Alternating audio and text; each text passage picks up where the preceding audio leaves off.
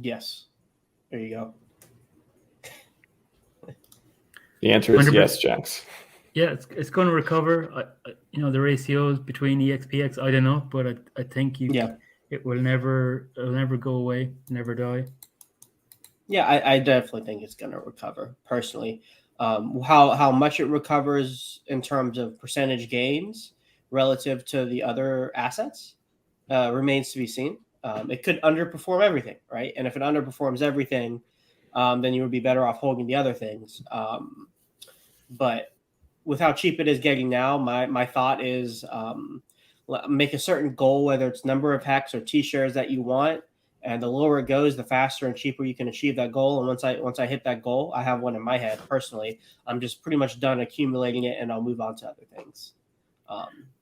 That's the way I'm investing in this bear market right now. Have my basically aquatic animal goals, and then try to achieve them as quickly as I can. The only question I have is those other Ethereum forks like ETH Proof of Work and ETH Ethereum Fair. So I've been ending my stakes there because just in case those recover and they have value in the future, I don't want my stakes bleeding out. But I think I'm not optimistic about those copies of HEX on those other forks. Yeah. You guys remember when HEX used to go? I'll say because a lot of people use the Ethereum Fair and Ethereum Proof of Work as evidence on why EHEX probably won't survive or won't do well over time, and I think it's a legitimate point to bring up at the very least. But the key difference between the two examples of Ethereum and these other Ethereum forks is that ETH Fair and ETH Proof of Work has never had a history of substantial usage, right? Like they've never had a lot of volume, and they've never had a lot of people natively use the chain. And the same is true for those HEX assets. A lot of people haven't used them. And you can see that reflected in like how much liquidity there is. But that's not true for Ethereum. All of HEX's history is on Ethereum until the fork happened, as well as the Ethereum network is the biggest smart contract platform in the world, right? So that difference of the number of people who use the network, I think, is significant enough to differentiate the two, where you can't just compare them one to one. But it is still useful to look at. Exactly. Yeah, I think it's because of the people using the chain is kind of the big difference. So people use Ethereum, people use PulseChain. Those HEXs will do very well, and then people are not using the other Ethereum forks at the moment. So, and maybe they will in the future, maybe not. But it really depends on the overall usage of the chain.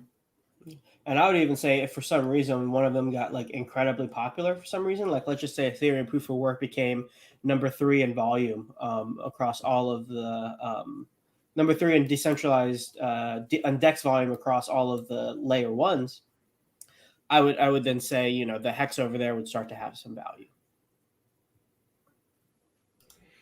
Yeah, there's just I think great points on the POW ETH Fair versus Ethereum HEX. It's like, I think the origin of a coin, especially with a community who's still interested there and have, they got their copies over. I don't know. There's like another point I could bring up too. Maybe this some people's minds, maybe not. But with SEC stuff, blah blah blah. Worst case scenario, PulseChain's reverse never existed. It's got to go away. Blah, all that stuff. I'm not saying it's ever going to happen. Just saying maybe that's on some people's mind. They're factoring in the risk with Pulse more right now because HEX unstoppable code that was always there, can't undo it. PulseChain, I don't know. I guess you could say validators can't bring them all down, but let's just say people get uninterested in PulseChain or something. Maybe they're factoring that in, and like the fallback with Ethereum HEX being the original and like the never go away feature. It just feels like it's been around longer too. Maybe that's a factor. That's like always good to have on any coin that gets forked over. Just something on the top of my head too. Go ahead. I think one thing was the liquidity would have been pulled, before the PulseChain fork. So that takes time for it to be replaced and built up again. So, and then now with the prices down and Ethereum gas fees high, it's more difficult to transact on Ethereum. But I think that's going to drastically, change in future. The prices will return to more normal prices, and the fees are low right now, but hopefully they're kind of low in future as well, and it's easier to do all your transactions on Ethereum. Mint your Hedron and 100%. mint your Communist and Icosa stakes and all of that. Communists. They prefer communists. That is funny, like how I said it for a long time too. And then who was it? Was it Coffee or somebody was telling me communists? And anyways, by the way, everyone, don't freak out. I don't think PulseChain's getting control seed, not getting undone. Just something off the top of my head as far as risk factors and stuff go. Not that I'm factoring in either. Anyways, you guys remember when Hex was 12 cents? That was wow. That was March. Was that testnet V3 time period? Mm-hmm. That was nice. Wow. Wasn't it nice to have money? It just felt good, you know. It felt good. It was like, oh, 5 cents. Everything's just so bad right now. Remember when 5 cents was bad? Mm-hmm. Boom, boom, bah, and then sell the news, and then PulseChain came out. Maybe I don't even know when that was, and then and that was at the Godwell sacrifice thing, and then so I think it was like 6 cents when PulseChain launched. So I was really expecting like 3 cents on each chain, which I think it was for a while, but then other things happened. Yeah. PulseBaiter. I wonder if EHEX can ever be staked somehow on PulseChain. Is that something we were talking about the other day, Sloth, about like, you know, if there were a Hex V2, would it be something like the Hedron V2 of the cross-chain, pumping each other ability? How much? Let's maybe revisit that for a second too. How much? First of all, how much? I think, remember at the time you didn't think it mattered that much, but let's say if it did happen, what would that change? Like, would it kind of settle some of these issues with EHEX and PHEX, or what kind of effect do you think it would have? Yeah, it's a good question. I think, what the contract would probably look like is, it could be one of two things. It would be a new contract where you could turn in either hex and then maybe receive one new hex based on whichever one you turn in. Or it could be like what Alex is doing, where you turn in EHEX and you get a new EHEX back. You turn in a PHEX, you get a new PHEX back. And then you can stake either one of them on both chains, right? And so it's like you could take your EHEX over to PHEX and stake it for PHEX inflation, or you could take your PHEX over to Ethereum and stake it for Ethereum inflation. Each one are a little bit different, but it definitely, like PulseChain said, would be a game changer, because then you would also have the dynamic of, which coin do people value more, but then also like there's an equilibrium between the yield that you're getting across the assets. Because if there's one coin that's more valuable, people are generally going to go over there more because they're going to be accumulating the quote unquote more valuable asset. But if they do that and they bring coins from the other side over and stake it, say they bring the Ethereum side coins over and stake it on PulseChain, well, that increases the yield on Ethereum because less people are staking over there. So then a new equilibrium will have to be found between the two, where the market will decide based on the token's value which one is going to have what the APRs are going to be. So that's the main dynamic that would change. And it would probably, I don't know if it'll end up with more hex being staked overall, but it would definitely make at least one side more competitive. Because then you can take all of your EHEX. Say someone's like, screw EHEX, I think it sucks. Well, maybe they take all their EHEX. If they don't sell it for some reason, they take it, bridge it over, and then stake it on the contract on PulseChain to get more PHEX is a possibility. But that's a way you could unify the two a little bit more, kind of like what Alex is doing. It's another point too. If ETH ever controls gas price hex, is that another case for EHEX, or if Ethereum does get more gas efficient and go down, then it's like, we love PulseChain, but it's usable again, right? It's not that $300 gas fees. Yeah, 100%. And I think there was something I remember I don't remember exactly what it was called or when it's going to be implemented, but there's something in the works for Ethereum to lower their gas fees by like 8x. And so that would be huge. One, it would be huge because it would solve the gas fee problem for PulseChain too, which I know PulseChain doesn't have a gas fee problem now, but it didn't solve anything on Ethereum. And what I mean by that is if PulseChain got as big as Ethereum, we'd have the same gas fee problems that they have now. which isn't a big deal for us because that means PulseChain was a massive success. So we're all rich and riding into the sunset. But for new people, it would be a problem. But if Ethereum solved that, then PulseChain could take that upgrade and put in and use it to solve the gas fee problem there. And also it would make at least one argument against EHEX go away, which is the gas fee problem. The only thing you'd have left is, who do you want to enrich with your gas fees that you pay, Ethereum or PulseChain validators? Do you want to keep the money within the community, or do you want to pay people on Ethereum to validate transactions? Which I think is kind of not a big deal. I don't think it really matters that much. Well, it kind of ties into the gatekeeping argument too of having our own products, our own network, where there isn't just Uniswap can just be like unsupported asset, and then we just can't trade it anymore. So like that's one of the key arguments that's really came to light in favor of PHEX and stuff too. I don't know. I hesitate to even say in favor because I don't really favor one or the other. I just see the risk between the two and which one's kind of like tugging on the other. So to me, I like both, but it's like I just kind of factor in these different risks. I know you probably do a similar thing as well. Mm-hmm. Yep, that's pretty much how I see it. And I think Walrus on a stream with Access put it really well, where the difference between the prices, the premium that you're paying on PHEX is the price you're paying for certainty. Like we're more certain that PHEX will do well in the future. And so in order to obtain that certainty, you're paying a higher price for the quote unquote same code. One other thing that I've been thinking about recently. So the background is I was waiting for PulseChain to launch to do my 15-year ladder stakes on PulseChain to stake out long. But because the fees are less and they're going to be manageable in the future. But one thing that Dipcatcher mentioned was that there's only going to be able to fit 2 end stakes per block in 15 years time. So that's something I hadn't considered or thought about. And just, do you have any thoughts on that, or is there a solution to that in the future? Like maybe there's loads of blocks and we can all get a block each to enter stakes. Yeah, I'm not sure. You talk about the problem with like a full 15-year stake takes like you can only hold like 2 per block basically. Yeah, that's it. Yeah. Yeah. I am not sure what the solution to that is, to be totally honest. I have no idea. I'd like to ask about that, because I mean, wouldn't that be a problem only if a bunch of people those stakes were coming to end at one time, and then we just didn't have enough validators? I'm not sure how. I'm sure there's something to it. I would just like to know more, like when that would come up and what problem it would cause. I think the only problem is that the gas fee to skyrocket because everyone's bidding to get space on the blockchain, right? So if one stake takes half a block, right, then that's and say just a block can hold 20,000 normal swaps, just hypothetically.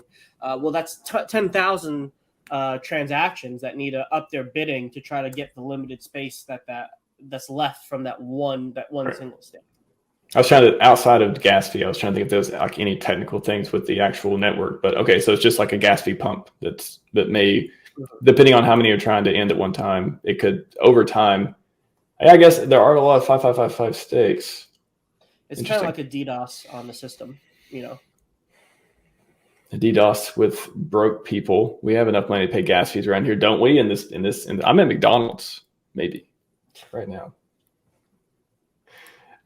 Speaking of McDonald's, who is dumping the price today? You guys see this? Boom. Bow. Just went right down. Who did that? If you're in the chat, let me know if you did it. I think there's some Pulse. Is that just Pulse? Nothing Pulse. That's funny how you got to factor that in these days. That's true. It could just be a Pulse dump. Yeah. Yeah, pretty much everything now is priced as a function of PulseChain's price. So if PulseChain's dumping, then everything else is going to be dumping too, unfortunately. Apologies, everyone. I did not want to insinuate you were dumping HEX. No one apparently sells HEX these days. They just sell Pulse PLS, and that affects HEX. I think there's also a big dump of Bitcoin or Ethereum in the last couple of days as well. So, the overall crypto market is kind of down the last few days.